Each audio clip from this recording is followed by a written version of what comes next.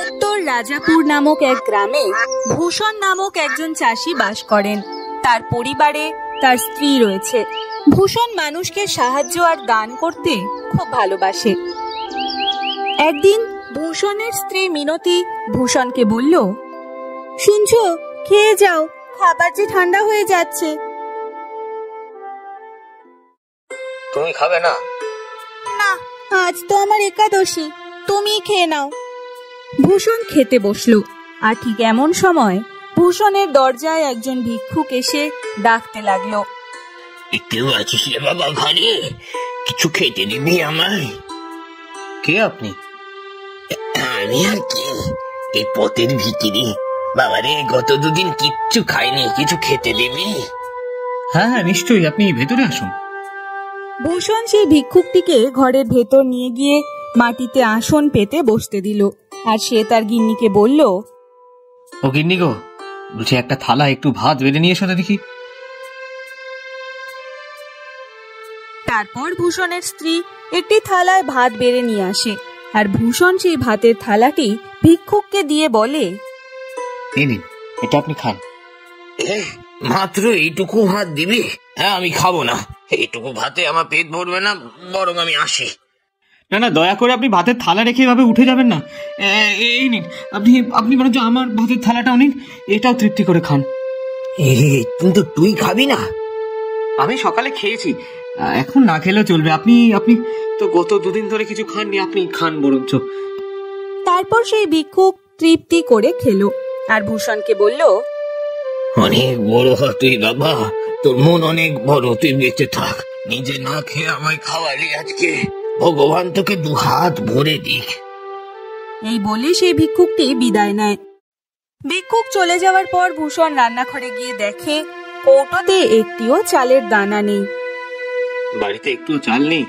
যা, কি হবে, আমি খেতে পারিনি তো কি হয়েছে, ওই ক্ষুধার্ত ভিক্ষুকটির তো পেট ভরলো, আমি এতেই খুশি।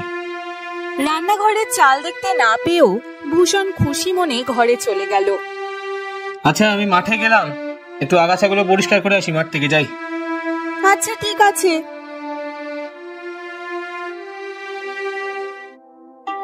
অন্যদিকে গ্রামেরই একজন বাসিন্দা প্রতাপ বাবু, তার মাঠে এবার অনেক ধান ফলেছে। ধান ঝেড়ে মাঠে বস্তাবন্দি করা হয়েছে সব। প্রতাপ বাবু তার গিন্নিকে বললেন, তুমিও চলো আমার সাথে, মাঠ থেকে ধানের বস্তাগুলো আমার পিঠে তুলে দেবে, আমি নিয়ে আসবো। ভ্যান ভাড়া করা যাবে না, অনেক টাকার খরচা যাবে তাহলে। বেশ, চলো তবে, আমি যাই। কিছুক্ষণ পর প্রতাপবাবু ধানের বস্তা বয়ে আনার পর বললেন, আমি আর পারছি না, শরীরটা অসুস্থ করছে গো, আমার দ্বারা সম্ভব নয়। দাঁড়াও, একটা কাজ করি। কি কাজ? ওই ভূষণকে ডেকে আনি, ওকে একবার বললেই ও চট করে সব বস্তাগুলো এনে দেবে। হ্যাঁ, তবে তাই যাও। তারপর প্রতাপবাবু দেখলেন ভূষণ মাঠেই রয়েছে। এই ভূষণ, এদিকে আয় দেখি। হ্যাঁ কাকু, বলুন কি হয়েছে? ওই মাঠ থেকে ধানের বস্তাগুলো আমার বাড়িতে একটু পৌঁছে দিবি বাবা, আমার মাজায় বড় ব্যথা। হ্যাঁ, আমি এক্ষুনি যাচ্ছি।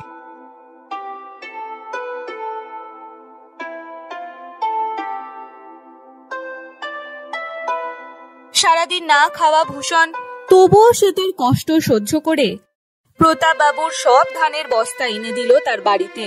কিন্তু নিষ্ঠুর প্রতাপ বাবু ভূষণকে কেবলই ধন্যবাদ জানিয়ে বিদায় দিল। ধন্যবাদ রে ভূষণ, চলি তবে। হ্যাঁ, আয় আয় আয় বাবা। তারপর ভূষণ তার বাড়িতে ফিরে গেল। এভাবেই ভূষণকে গ্রামের যে যা কাজে সাহায্য করতে বলতো সে নির্দ্বিধায় সেই কাজ করে দিত।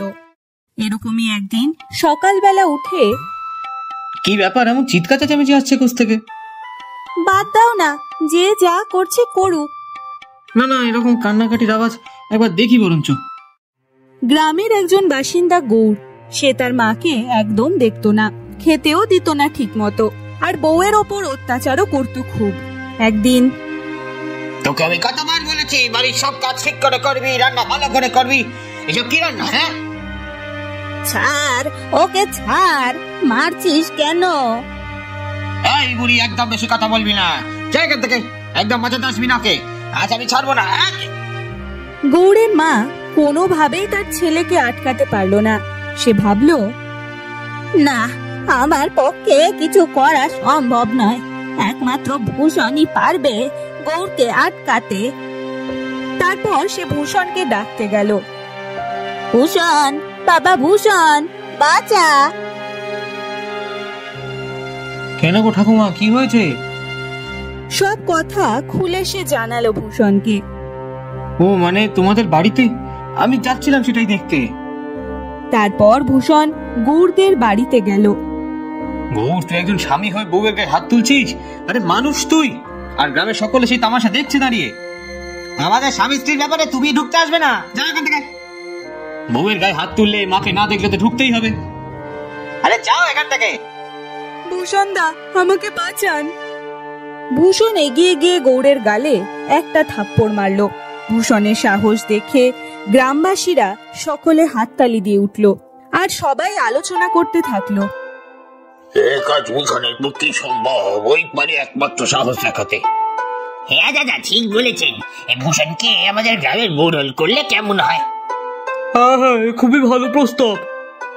তারপর গ্রামের ভোটে ভূষণ নির্বাচিত হলো মোড়ল হিসাবে। অন্যদিকে গ্রামের প্রভাবশালী নীতেশ বাবু মনে মনে ভাবতে থাকেন, কিন্তু আমি একজন প্রভাবশালী ব্যক্তি হয়ে ভোটে জিততে পারলাম না, আর ওদিকে সামান্য গরিব ভূষণ সে নাকি ভোটে জিতলো।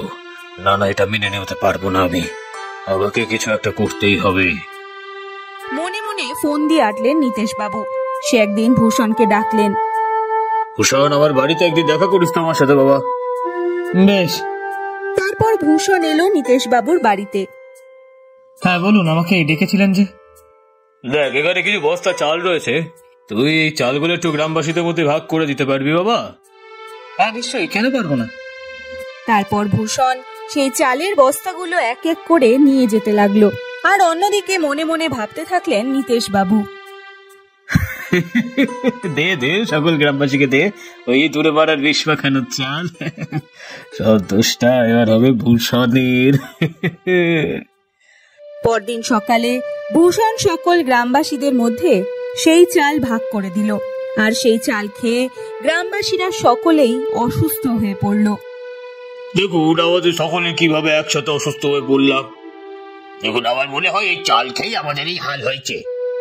তার মানে ভূষণ কিছু মিলিয়েছিল ওই চালে? গ্রামবাসীদের কথোপকথন শুনে নীতেশ বাবু সেখানে এলেন। হ্যাঁ, আমি দেখেছিলাম চালের বস্তাগুলো খুলে ভূষণ কি যেন একটা মিলানো প্রতিটা বস্তায়। আমার তো তখন থেকে সন্দেহ হচ্ছে ভূষণের ওপরে। গ্রামবাসীরা ভূষণকে ভুল বুঝে গ্রাম থেকে বিতাড়িত করে দেবে বলে ঠিক করলো। এই ভূষণকে বিতাড়িত করা হোক গ্রাম থেকে। হ্যাঁ হ্যাঁ, হোক হোক। মনে মনে নীতেশ বলতে থাকে, বেশ শুনেছে, ভালো মানুষের মুখোশ কই যাবে রে তুই? তোকে গ্রাম থেকে বের করে আমি হব গ্রামের মোড়ল। এই ভূষণ, বেরিয়ে আয়। কি হয়েছে তোমরা সবাই এভাবে একসাথে? হ্যাঁ, চালের মধ্যে বিষ মিশিয়ে আমাদের খাওয়ানো, আর তোকে গ্রাম থেকে আমরা বিতাড়িত করব। যা, বেরো এখান থেকে, বেরো। তারপর গ্রামের সকলে মিলে ঘাড় ধাক্কা দিয়ে ভূষণকে গ্রাম থেকে বের করে দেয়, আর তার স্ত্রী মিনতি দালানে বসে বসে কাঁদতে থাকে। আমি কিছু না করেও এমন শাস্তি পেলাম, এখন আমি কোথায় যাব? এই ভাবতে ভাবতে একটি জঙ্গলে এসে উপস্থিত হয় ভূষণ। সে ভাবতে থাকে, এই কাজকে করতে পারে আমি বুঝতে পেরেছি, এই নিশ্চয়ই এই নীতেশ বাবুরই কাজ। তারপর ভূষণ মনে মনে একটা ফোন দিয়ে আটলো। পরদিন সকালে রটিয়ে গেল ভূষণ একটা জঙ্গলে গলায় দড়ি দিয়ে মারা গেছে। এই সকলে শুনছো? হ্যাঁ, আমিও শুনলাম এই ভূষণ মারা গেছে নাকি। এই তাই নাকি গো? কি করে গো? হে বাবা, এই শুনলে ভূষণ মারা গেছে? হ্যাঁ হ্যাঁ, আমিও শুনলাম। হায় রে হায়, এ আমার কি হলো? এবার আবার গ্রামের মোড়ল হওয়া কেউ আটকাতে পারবে না।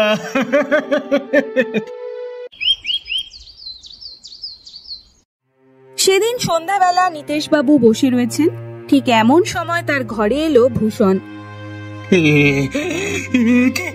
আমি কাকে দেখছি? ভূষণ যে মারা গেছে, তাহলে আমি ভূষণের আত্মা। না না না না, আমাকে ছেড়ে দাও, আমাকে ছেড়ে দাও। তুই আগামীকাল গ্রামবাসীদের কাছে সব সত্যি কথা স্বীকার করবি, না হলে তোর ঘাড় মুটকে আমি রক্ত খাবো। না না না, আমি সব সত্যি বলবো। তারপরের দিন সকালবেলা নিতেশবাবু তার গ্রামবাসীদের ডেকে পাঠালেন এবং সব সত্যি কথা স্বীকার করলেন।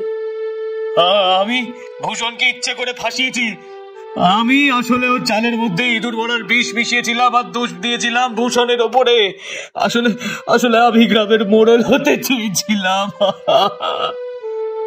এই মোড়ল তো দেখাচ্ছি, এই সবাই এর মুখে চুনকালি দিয়ে গ্রাম থেকে বিদায় করো।